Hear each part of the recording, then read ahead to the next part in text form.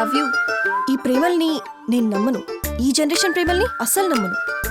నేనేదైనా accept చేయాలంటే minimum ఉండాలి. మనకేదైనా కావాలనిపించినప్పుడు కొనేయడమే. అది ప్రేమ అయినా పగైనా కొనే.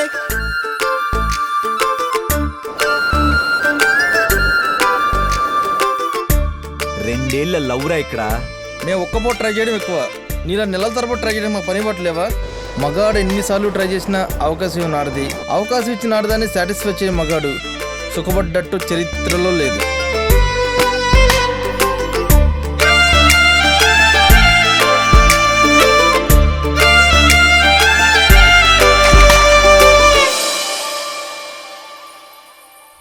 నాకు ఆల్రెడీ ఎంగేజ్మెంట్ అయిపోయింది.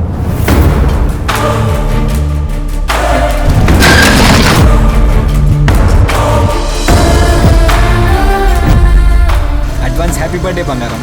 అండ్ నాకు నువ్విచ్చే ఫస్ట్ గిఫ్ట్ కూడా బంగారమే అయి ఉండాలి. ఏరా కొనేస్తా కొనేలేస్తా అన్నావు, ఎక్కడి నుంచి తెచ్చిస్తావు? ఒక అమ్మాయి ప్రేమ కోసం నీ క్యారెక్టర్ వదులుతూ దిగజారిపోతున్నామేమో అనిపిస్తుందిరా. ఈ రోజుల్లో క్యారెక్టర్ ఉన్న అమ్మాయి దొరికినప్పుడు మన క్యారెక్టర్ని తగ్గించుకోవడంలో తప్పులేదురా. నువ్వు ప్రేమ ఒక్కటే బతుకు అనుకున్నావు, బతుకు బాగుంటేనే ప్రేమ ఉంటుందని నేనంటున్నా. ఈ రోజుల్లో ప్రేమించడం అంటే వాళ్ళని వాళ్ళు శిక్షించుకోవడమేరా. అందాన్ని ధనం గెలుస్తూ, ధనాన్ని అందం గెలుస్తూ దేహ దాహాలు తీర్చుకునేందుకు పెట్టుకున్న పేరు ప్రేమ. నీ బాలకం చూస్తుంటే అప్పుడే నీకు నా పైన మోసి తీరిపోయినట్టుంది. ఏ జన్మలో ఏ పాపం చేసుకున్నానో ఈ జన్మలో మీలాంటి దరిద్రుల కడుపున పుట్టాను.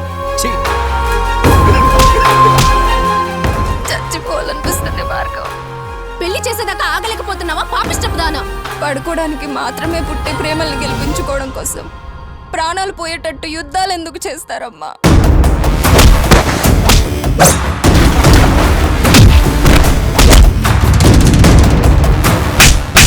ఇక్కడ తప్పు చేసిన వాళ్ళు ఎవరికైనా ఒక్కటే తీర్పు. మన కులపాల కంచంలో ఎంగిలి మెతికే ముట్టారు, అట్టాంటిది వేరే కులం దాన్ని ఎట్టా ముడతావురా? మీ కులాలు కట్టుబాట్లు మతాలు పంతాలు బ్రతుకు పోరాటం మీద చూపించండి, అంతేకాని మాలాంటి ప్రేమికుల మీద కాదు.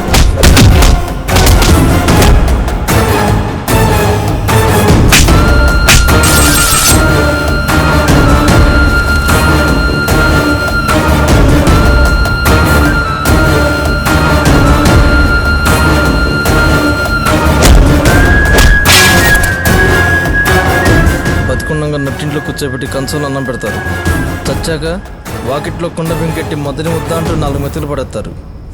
అట్టండి బతుకులు మనయి.